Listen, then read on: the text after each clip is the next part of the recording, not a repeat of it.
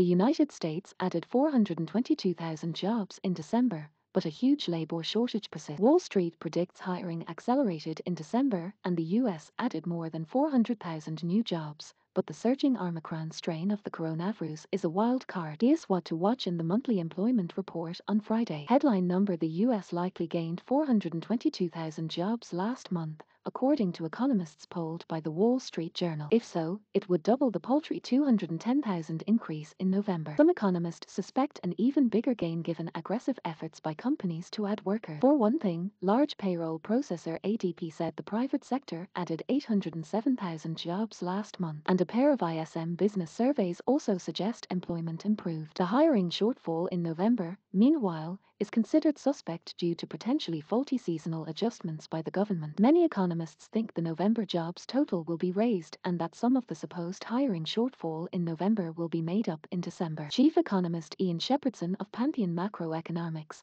for one, predicts 850,000 new jobs were created last month. Omicron effect: the highly contagious coronavirus strain hit the US hard toward the end of the month, after the government completed its survey of employers. Though little damage is expected in the December employment report, January could be a different story. Unemployment rate: the fresh wave of hiring could tug the jobless rate down to a new pandemic low of 4.1% from 4.2% in November. The real unemployment rate isn't quite that low. Economists think it's about 2 percentage points higher. But there's no doubt the labor market is tight. Companies have more than 10 million open jobs and not enough people to fill them. What households say is separate, but less reliable survey of employment drawn from a poll of households showed that 1.1 million people found jobs in November. That's more than 5 times higher than the 201,000 headline number that got all the attention from the media and Wall Street. DJIA minus 0.32%. The caveat: the household survey is less accurate and more prone to big swings. Yet investors will be watching closely to see if there is another large increase. Sometimes the poll captures shifts in hiring faster than the employer survey. Size of the labor force: the percentage of people in the labor force rose 2 ticks in November to 61.8% and hit the highest level since the pandemic. The problem is, it's still really low. The so-called participation rate stood at a 7-year high of 63.4% shortly before the pandemic. Further increases would suggest more people are entering the labor force and be a sign that the labor shortage is lessening. Worker pay: the labor shortage has been good for working Americans. They are getting bigger pay raises these days, especially when they switch jobs. Average hourly wages likely rose 0.3% in December, economists say. The yearly increase in wages is expected to drop to around 4.2% from around 4.8%,